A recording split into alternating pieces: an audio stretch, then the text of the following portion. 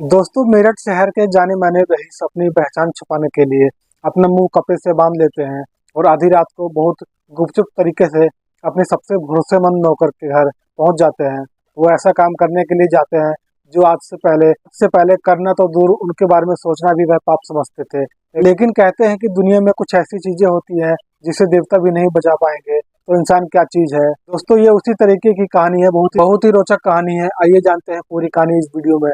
लेकिन वीडियो में आगे बढ़ने से पहले बस आपसे यही रिक्वेस्ट है कि वीडियो को लाइक कर दीजिए, चैनल को सब्सक्राइब कर लीजिए ताकि मेरा हौसला बढ़ता रहे। दोस्तों, यह कहानी उत्तर प्रदेश के मेरठ जिले की है। उन व्यक्ति का नाम सेठ प्रेमनाथ होता है। दोस्तों, यहाँ पर नाम उनका बदला गया है कि उनका असली नाम बताकर उनका उल्लंघन ना हो। तो दोस्तों, जो सेठ प्रेमनाथ जी होते हैं बहुत ही अमीर आदमी होते हैं, करोड़पति अरबपति आदमी होते हैं। बहुत ही लंबा चौड़ा कारोबार होता है उनका। उनके परिवार में कुल 5 लोग होते हैं। 2 जवान बेटियां होती हैं, एक 22 साल की होती है, एक 24 साल की होती है और एक 19 साल का बेटा होता है। उसके अलावा उनकी पत्नी होती है और खुद होते हैं। ये 5 लोग होते हैं। तीनों बच्चे दिल्ली के नामी गिरामी कॉलेज में पढ़ाई करते थे। सब कुछ ठीक ठाक चल रहा था दोस्तों, लेकिन एक दिन उन सेठ की दुनिया उजड़ जाती है। सब कुछ तबाह हो जाता है क्योंकि जान से ज्यादा वह जिससे प्यार करते थे, जो उनकी पत्नी होती है राधिका, उनकी मौत हो जाती है। दोस्तों, जिस पत्नी को वह अपने जीवन में पिछले 28 साल से कभी 15 दिन भी वह उससे अलग नहीं हुए, अचानक से वह हमेशा के लिए उनको छोड़कर चली जाती है, जिससे वह इस सदमे से उभर नहीं पाते, डिप्रेशन में चले जाते हैं। उनकी तबीयत खराब होने लगती है, गुमसुम रहते हैं, कारोबार में उनका मन नहीं लगता और इसका असर चारों तरफ होने लगता है। अब दोस्तों, उन्हीं का एक सबसे भरोसेमंद नौकर होता है जो कि उनके पास 20 साल से काम करता था। 20 सालों से उनके साथ काम करता था, जिसका नाम मदन लाल होता है। दोस्तों, वह जब सेठ जी को इस हालत में देखता है तो बहुत ही निराश हो जाता है, परेशान हो जाता है। वो सेठ जी को बहुत समझाता है, बुझाता है, लेकिन सेठ जी समझने का नाम नहीं ले रहे थे। एक दिन वो ऑफिस में बैठे थे और मदन लाल को बुलाते हैं। कहते हैं कि मदन लाल, मेरा तो भगवान के ऊपर से भरोसा ही उठ गया है और मैंने अब सपने में भी नहीं सोचा था कि राधिका मुझे छोड़कर इस तरह चली जाएगी। सेठ जी कहते हैं कि मैंने सोचा था कि जब मैं 60 साल का हो जाऊंगा, उसके बाद रिटायरमेंट होकर अपनी पत्नी के साथ बैठकर दिन रात उससे बातें करा करूंगा, लेकिन अब ऐसा लग रहा है कि मेरा भी वक्त हो चुका है, अब मैं जीना नहीं चाहता। दोस्तों, उसके बाद मदन लाल कहता है कि सेठ जी, आप अपने बच्चों के बारे में सोचिए, अपने कारोबार के बारे में सोचिए। उस- और इस दुनिया से एक दिन सबको ही जाना है, जिसका वक्त जब आएगा वह चला ही जाएगा। मैडम का भी वक्त आ गया था, मैडम भी चली गई। आप क्यों इतना परेशान हो रहे हो, आप अपने बच्चों के बारे में सोचिए। सेठ जी कहते हैं कि मदन लाल, जो मेरे बच्चे हैं मुझसे ज्यादा समझदार हैं, मुझसे ज्यादा होशियार हैं, मुझसे ज्यादा पढ़ाई कर रखी है, मुझे मुझसे अच्छा ही करेंगे। मुझे ऐसा लग रहा है कि जैसे राधिका मुझे ऊपर बुला रही है, मुझे लगता है कि मुझे भी उसके पास जाना चाहिए। अब दोस्तों, जब यह बात मदन लाल सुनता है तो बहुत दुखी हो जाता है। तो मदन लाल कहता है कि सेठ जी, आप शादी कर लीजिए, जिसका वह बड़े कड़े शब्दों से उसका विरोध करते हैं, मना करते हैं, बोलते हैं कि मदन लाल, ऐसी स्थिति में आप ऐसी बातें मत करो। तो एक दिन वो अपने घर में बैठे होते हैं, तभी सेठ जी देखते हैं कि एक महिला जो है, नई नौकरानी जो है, वह राधिका की शॉल ओढ़े हुए उनकी जो पत्नी की शॉल होती है, वह उसको ओढ़कर घर में काम कर रही होती है। सोफे पर बैठकर वह ये सब देखते हैं तो और सेठ जी मदन लाल को बुलाते हैं, बोलते हैं कि मदन लाल, यह महिला कौन है, इस तरीके से काम कर रही है। तो राधिका का शॉल ओढ़ रखा है इसने। बोलते हैं कि सर, यह नौकरानी है, एक बहुत मेरी जान पहचान की है, बहुत गरीब थी, मुझसे काम मांग रही थी, तो मैंने इसे काम पर रख लिया है। यह आपका सारा काम करेगी, जो आपका पर्सनल काम है।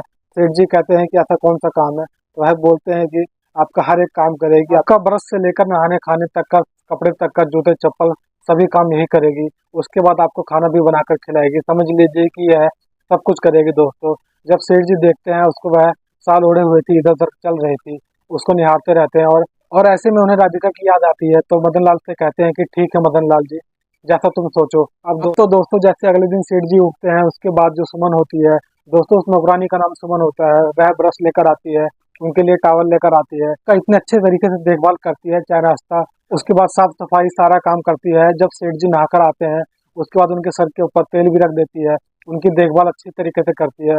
दोस्तों, इससे सेठ जी जो होते हैं, जो प्रेमनाथ जी होते हैं, प्रेमनाथ जी थे, उनका दिमाग थोड़ा तरोताजा होता है। अगले दिन जब वे दफ्तर जाते हैं तो खुद को बहुत तरोताजा महसूस करते हैं और यह चीज जब मदन लाल देखता है तो वह बहुत खुश हो जाता है। मदन लाल जो था वह सेठ जी के पास 20 साल से काम करता था, उसे बहुत खुशी मिलती है। दोस्तों, उसके बाद जो पहले दिन से जो सिलसिला शुरू हुआ था, वह 4 महीने तक चलता रहता है और जो सुमन थी, उनकी ऐसी देखभाल करती थी जैसे सेठ जी जब गेट के अंदर आते थे उनके पैर छूकर उनको प्रणाम करती थी, जब वह जाते थे उनके पैर को छूकर उनको विदा करती थी, उनकी हर मनपसंद की चीज वह बनाती थी, खिलाती थी, सब कुछ व्यवस्थित रखती थी, सारा कुछ उनका। एक बार सेठ जी उसको बुलाते हैं और कहते हैं कि इधर आओ, इधर आओ, बैठो तुम, दोस्तों जब वह बैठती है नीचे बैठ जाती है, सेठ जी कहते हैं कि नीचे नहीं बैठो, मेरे सामने सोफे पर बैठो।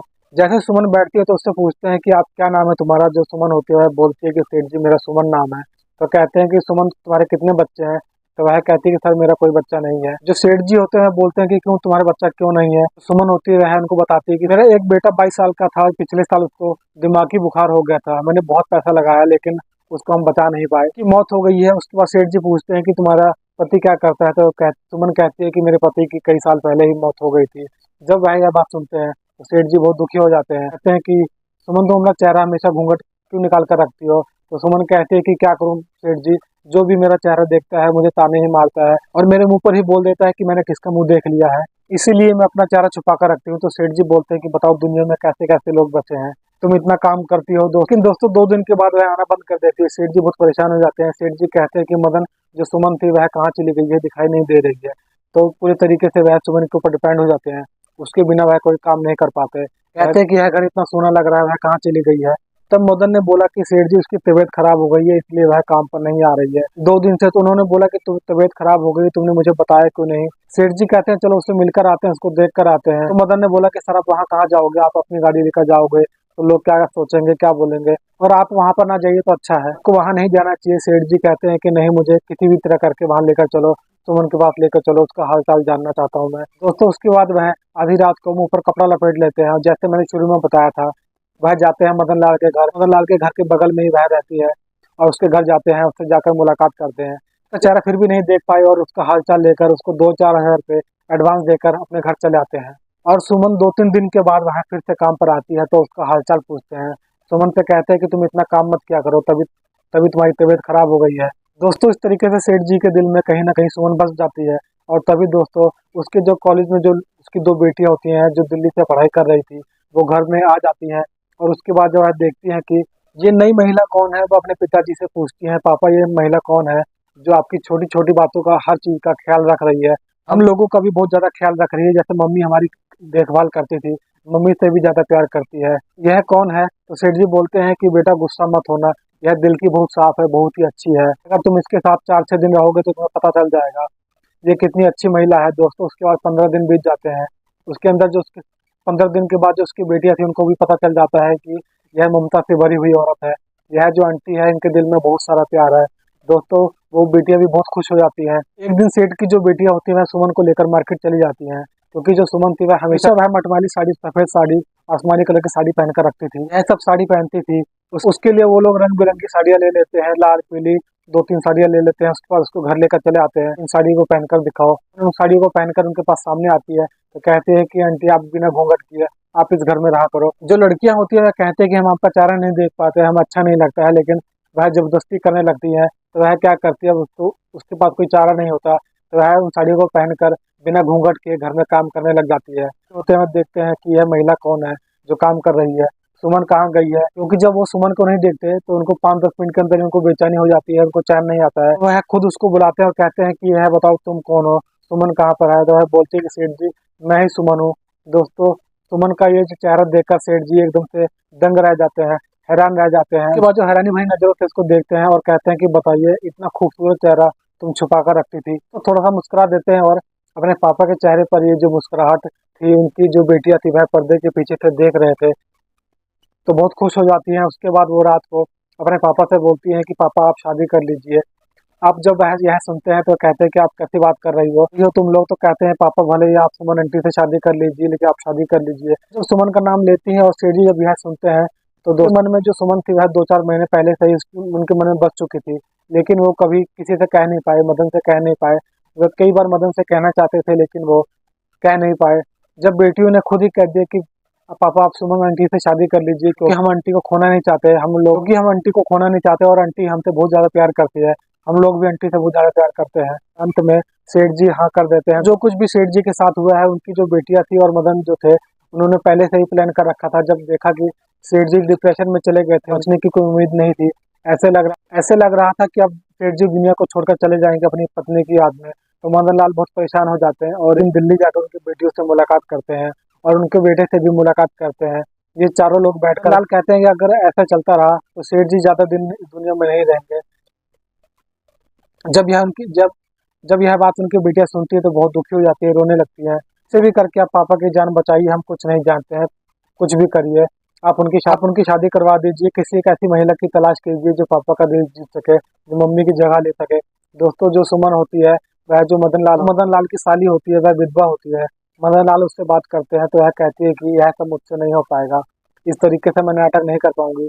तो मदन लाल बोलता है कि यह नाटक नहीं है, कि तुम्हें नाटक नहीं करना, यह सब रियल में ही करना है।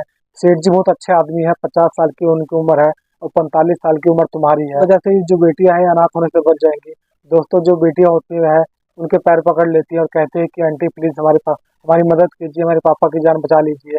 इस तरीके से सारे लोग यह प्लान बनाकर सुमन को जो है सेठ जी के घर में नौकरानी बनाकर भेज देते हैं। बाकी में जो सुमन थी वह बहुत अच्छी महिला होती है, बहुत शानदार औरत होती है वह पूरी। तो आखिरकार सेठ जी एक ऐसा दोस्त पाकर, एक अपना ऐसा साथी पाकर अपने पत्नी के गम को भुला देते हैं और उनके बच्चों को अनाथ होने से बचा लेते हैं। उस परिवार को संभाल लेती है और वैसे ही काम करती है, जिसे देखकर मदन बहुत खुश हो जाता है।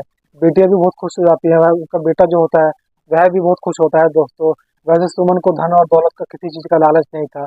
जो हाल सेठ जी का था वही हाल सुमन का भी था, क्योंकि जो सुमन का बेटा था जिसकी मौत हो चुकी थी, वह भी उसके गम में डिप्रेशन में जा चुकी थी।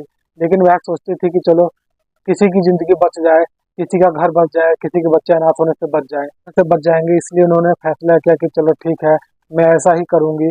तो जो कुछ भी हुआ, यह मदन लाल और उनकी जो बेटियां थी और जो बेटा था, उन्होंने प्लान किया हुआ था इसको अंजाम, और उन्होंने इसको अंजाम दिया। और सुमन को लेकर कुछ भी हो, जो कुछ भी हुआ बहुत बेहतर हुआ, बहुत अच्छा हुआ। उसके बाद दोनों की शादी हो जाती है, जो उसके बच्चे थे वह अनाथ होने से बच जाते हैं। दोस्तों, यह 2005 की कहानी है। सारे लोग अपने अपनी जगह पर खुश हो गए और सबका जीवन अच्छे से चलने लगा। तो दोस्तों, यह रही कहानी, आपको कैसी लगी कमेंट में जरूर बताइए। जरा सी भी अच्छी लगी हो तो वीडियो को लाइक कर दीजिए, चैनल को सब्सक्राइब कर लीजिए ताकि मेरा हौसला बढ़ता रहे। मिलते हैं नई वीडियो में। जय हिंद।